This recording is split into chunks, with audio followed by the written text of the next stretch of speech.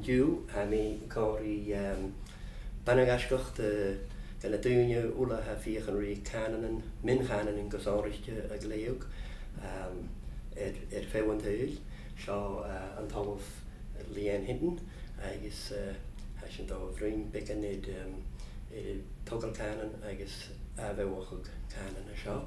I'm pleased today to be with a good friend of the Nova Scotia Gaels, Dr. Leanne Hinton from University of California, Berkeley. And Leanne is a specialist in language renewal and revitalization and acquisition. And welcome to Cape Breton.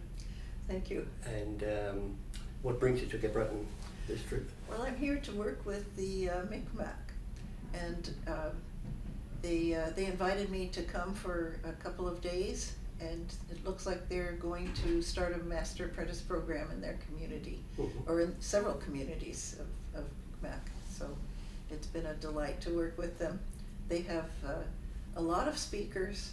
They said there's still about 3,000 speakers of Mi'kmaq, and on the island maybe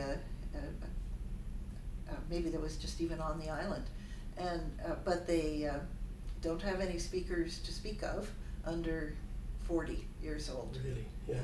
So they've been in a state of the language disappearing. How do those numbers compare to other Aboriginal native languages in North America? Well, they're in very good shape compared to most languages of North America.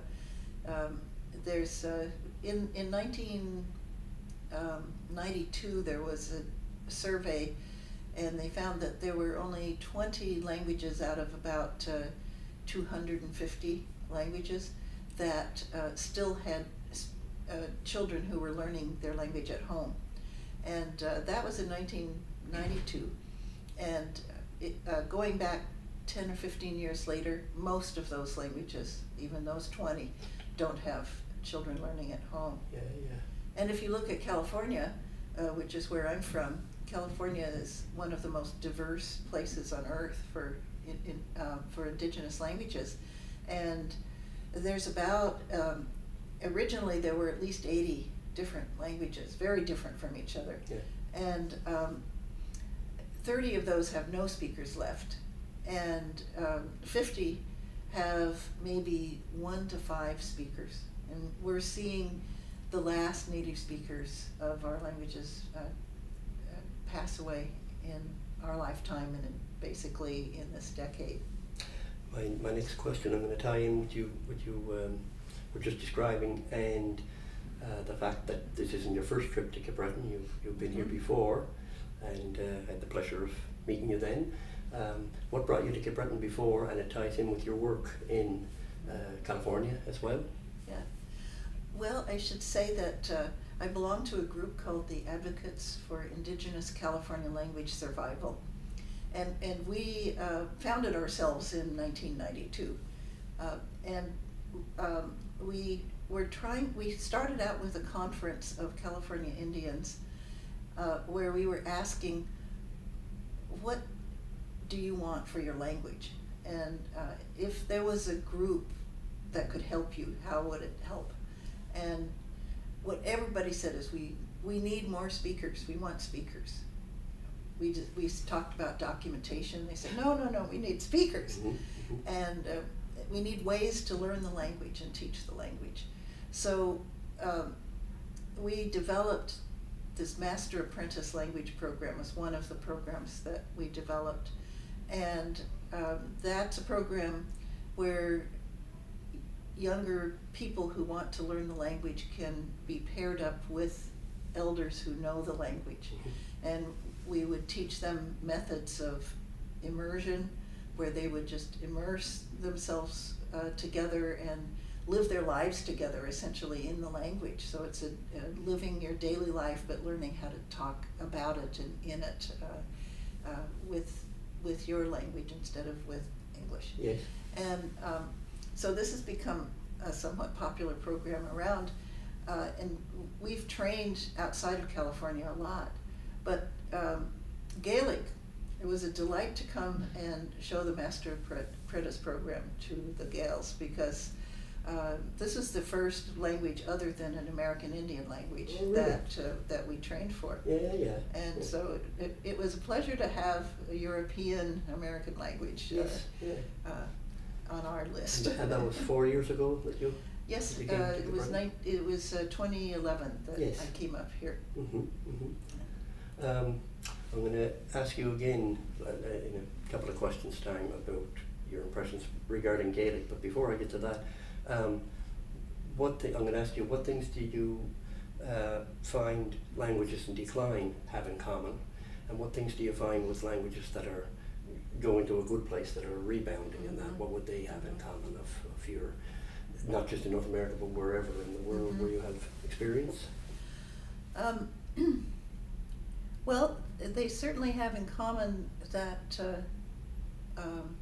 English or another world language has been taking over, and they have in common the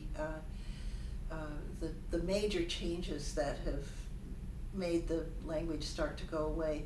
It may have started at different generations, though, for different groups, and so it's often just a different generation. One is the boarding schools for American Indians. This was true of the First Nations here in Canada, and true of Australia, where we went to train a couple of years ago. That people were sent to boarding schools, and where one of the goals of the country that work was to erase the language and to replace it with English. Yes. And it was done often with very punishing methods, and those punishing methods seem to work pretty well for erasing one language and replacing it with another, because many of the students, even if they retained the language themselves, they wanted to make sure that their kids didn't have to go through that same experience. And the Gaels would have experienced that in Scotland and over here as well. Yeah. So that was one thing. But another thing that's killing the languages is modern times. So even languages that have somehow survived that period of boarding school and gone on for another generation or two, find that things have changed in such a way, even without further oppression, direct oppression, that it's really hard to retain a language other than English. And the effects of mass culture? Mass culture is certainly one of them. TV in the household is one of the great language killers, because people stop speaking to each other at all, right? Yes, They're just watching the television. Or the traditions of storytelling, for example, can be lost very readily because everybody's involved in the television instead. Yes. Housing is another thing that multiple generations rarely live together anymore. So the older generation, the grandparent generation, may be segregated off in its own house now, and so that means that they're not getting that older generation's interaction. The language of job, people are farming and so on is declining, and people are getting jobs in the city or whatever is happening. They're getting there's more and more jobs that are only in English. Yes. And then there's just the schools where if all the kids are speaking English, except for a couple that were learning some other language at home, then the child goes home and says, I'm not speaking that language anymore, I'm going to speak English. So it's the peer group. It's not normal. So the peer group influence is very strong. So for language revitalization, one of the things that all these groups have in common is that they still have to battle against all of those influences. Yes, yes. And that's the very hard part. You might be able to learn a language, but you have to be able to use it. And where are you going to use it outside of the learning situation? And when you have children, it's the most wonderful thing if you can use your language at home, but you still have to battle against the peer group that is not speaking the language. Yes. And even So what languages have in common that are revitalizing is that they're finding their way to more and more intensive ways of teaching the language and using the language. And so these intense ways have evolved. I know in the United States we started out in a very liberal period of the 60s, where people were starting to thinking about indigenous rights and minority rights, and out of that, in education came bilingual education, and that was a wonderful thing because it allowed these languages back into school that had been punishingly removed. But it wasn't keeping the languages from dying. It wasn't intense enough. The families weren't using it at home, and so it ended up, I wouldn't say a failure. It wasn't a failure because it created a generation who wanted more and who wanted to give more as well. Would things like that kind of act almost like a life support for Yeah. a language, like to take it to a safer place at least? Right. Yeah. So it's a beginning, and but it wasn't keeping the language from dying in the long run. So people that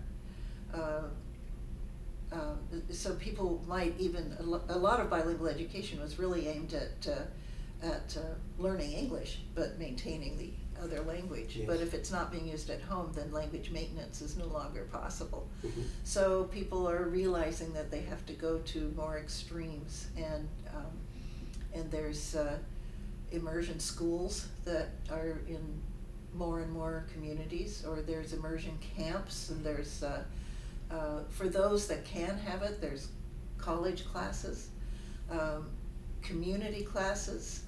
And I think the most important thing, again, is getting it back into the household. Mhm. And so what you see for almost every community is this progression of classes that where people are trying to learn the language, getting more and more intensified until you get to full immersion in as many situations as possible. Yes, yeah. With those that are reintroducing language to the home, is there any difference between the proportion that are doing that are native speakers and the proportion that are doing it that are learners themselves, people that went through the effort to pick up the language? Is in communities, can this stuff be often generated more by people who have gone through the effort to learn than people who always had the language? Well, of the people I know that are using their language at home, almost all of them are second language learners. Yes, yes. There's very few that are native speakers. I just published this book that I edited called Mhm. Bringing Our Languages Home last year, and there's one chapter of this book. These are all testimonials or autobiographical stories by people who are using their languages with their kids at home, their endangered languages. Yes. Only one of them is a native speaker. Okay. And she and her husband, they're Mohawk, and they had to come to the realization of what they were doing when they were speaking English at home. And they had a couple of kids that were 8 or 9, and they had never spoken to them in the language, and they were always speaking English at home. Yeah. And it took her starting to work at an immersion school, and then both of them got involved in the Longhouse religion of the tribe, where they were talked to at length about how important the language is. And she had one experience that I thought was very moving, where she was sending her kid to a bilingual school, and her kid came out one day and with her coat, and she said in Mohawk, "I'm putting my coat on." And the mother suddenly burst into tears. She said, "My daughter just said something that a teacher taught her, and I'm this fluent speaker, and I've never taught my daughter this language." Yeah. And from then on, Mohawk became the language of their home. Yes. But that's a very rare story, because it usually takes the people who don't have the language to say, I want my language back. To not take it for granted. Right, Yeah. right. Mhm, So mhm. almost always it's the second generation that, or the generation that did not learn the language that becomes the leaders Yes. in language revitalization. And that's cross-cultural? Absolutely. Yeah. You were speaking of the language in the home. Do you have any Mhm. more you'd like to say on Well, like ways to bring it into the home, or? the last chapter of my book is a how-to chapter for families that would like to bring their language into the home. And since most families, since most parents may not yet have learned their language, but still want to use it in the home, then it's more of a family language learning situation Mhm. where the parents have to learn it along with the kids. And so one of the big questions is, how do we do that? Yes. And one of the ways is to just make a commitment that whatever you learn, you're going to use that at home. Yes. And so there's many chapters in this book where there were families that learned it together, and so they would label things around the house to remind them to use the word in their language, or they would have games that they could do in the language and bring that into the home. And of course, there's always the question is, does the child want to switch? If the child already knows English, Yes. if they're not learning right from the beginning, then will the child want to learn the language? And the more fun you can make it, the more the child will go along with what you're doing. And you need to tell the child how important it is, Yes. and why it's important as well. Probably periodically too. Yes. Have I that think little so, discussion. right. Yeah, I know I had to have that with my son sometimes. Yeah. And, I read an article about with minority languages who can teach if you're not fluent yourself, Mhm. and it was kind of along the lines of well, you've got to be at least so much more ahead of the students and all Mhm, that. mhm. But I forget whether it was in there or not. But I know with myself, unless I know something certain, like I'm not gonna guess a word or a phrase and teach that. I'll want to find out for sure. But in certain situations, especially if it's parent-child and all that, you can have the person not necessarily fluent themselves, but provided they're a bit ahead of the person that they're teaching, it can be a learning experience together. And Right. yeah, A lot of parents are afraid to use the language because they're afraid they'll get it wrong, and they don't want to teach their child the wrong thing. yes. And so that's a fear that parents need to overcome. And partly they need the support of more language out in the community. And even if the child learns something that's wrong, if he can hear it elsewhere, he'll learn it right Yes, eventually. yes, So yeah. so parents need that community support. And so first of all, they shouldn't be afraid to use it, even if they think they don't have it right. Yes. But they have to have the community support that would allow the child to hear language outside of his own household. And secondly, a community support program for families would be a very important thing for Yes, yes. any community who's trying to revitalize the language to be able to provide.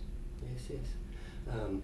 One little point that I'd like to add, I told you my own son is a Gaelic speaker, and part of what helped that come along was just the creation of immersion situations, and often that's just when it was just he and I alone, that we just kept it in the language. But other times when I'd be busy, I just have children love television, children love to play on the floor and that, so I would have videos going in the language.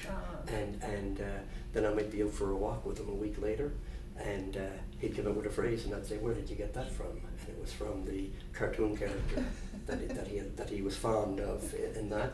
And what I'm saying, not that folks should be playing too much TV and and getting it that way. But if you, it's just a reinforcement for your language teaching. It's still keeping that learning environment going, that immersion environment. It could be radio over the internet in the language, or like I say, television in that language, videos, what have you, and that. Just Well, I an extra boost. And then it's also Yes. replacing English being that language Right. in the background and that. And I think the gals are lucky to have a whole lot of that material available somehow through the computer, whatever, because you Internet, both yeah. have Scotland to support you and whatever they've been doing. And most of the groups I work with don't have that Yes. luck of having video materials Those or resources, yes. radio materials or anything in their language. But it's another thing that people can work toward having. And for example, there's another program that we do called the Breath of Life workshop for languages without speakers.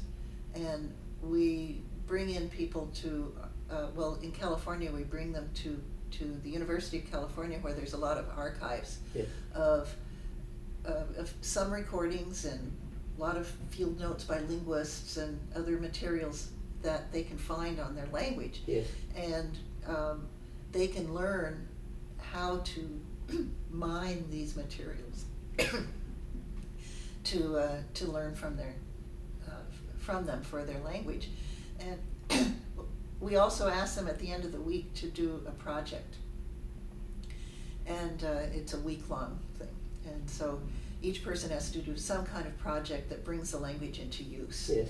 And this last summer, one group who has come fairly regularly has, what they decided to do for their week-long project was translate a Woody Woodpecker cartoon and show it with everybody Yes. speaking in their language, Yes, which yes. was the Mudsun Ohlone language. Yes. So it's something that if you can even have one workshop in technology, you can do that. Yes, yes. And so you can create your own materials. Yes, yeah, and that's a learning process as well, like language-wise. Right. And that you can Right. Design and implement your project through the language Yeah. at the same time. Yeah. To finish off, as I said, you were in Nova Scotia 4 years ago, and helped us get the Master Apprentice program. We call it Bonus Bar here. It helped to get us running. And what were your views on our language revitalization attempts and efforts? And you've probably been kind of keeping an eye on how things are going here from time to time as well. What are your views on that, and do you see something hopeful going on here for, Well, for Gaelic? I'm really, really excited about Gaelic in Nova Scotia. I see a lot of excited people. I see a lot of people learning the language, using the language at home, and running all kinds of very innovative and wonderful workshops and classes. And I think I knew then that you were starting from a good place, because partly because of your very rich musical tradition and folklore tradition. What we try to do when I give workshops, we try to have an evening of cultural sharing. And I remember that evening of cultural sharing when I gave the workshop to you. It was just fabulous. Yes. You went on all night. Yeah. We enjoy getting together. And so I could tell that people that can sing Gaelic songs together, they can talk together pretty soon if they put an ear to it. And so I've been really delighted to see the progress that people have been making, and it's not just the Master Apprentice program either, because it's more a matter of that being a potentially useful part of a multifaceted revitalization effort. And I see that in what you're doing is this very multifaceted effort with a lot of people who are very dedicated to it. So I see Gaelic coming back to be a very important language in Nova Scotia. Yes, as rightfully it should be. Yeah. Well, on behalf of the Gaels of Nova Scotia, I want to thank you for inspiring us, for one thing, and as well for coming and giving training. And we've been speaking there today as well that hopefully there's going to be more conversations between the Gaels of Nova Scotia and the Mi'kmaq of I think so. Nova I think Scotia you as have well. a lot to offer each other. Yes, we have a lot in common as well. So I Great. hope you that things aren't too cold here for you, and you enjoy the rest of your visit. And I'll Warm thank people make up for cold weather. I'll thank you in Airlines more than thanks on the whole of you and a rain shiv or something gal. I guess has an dachas can chief shiv shaw reached and I know you're going to be roata.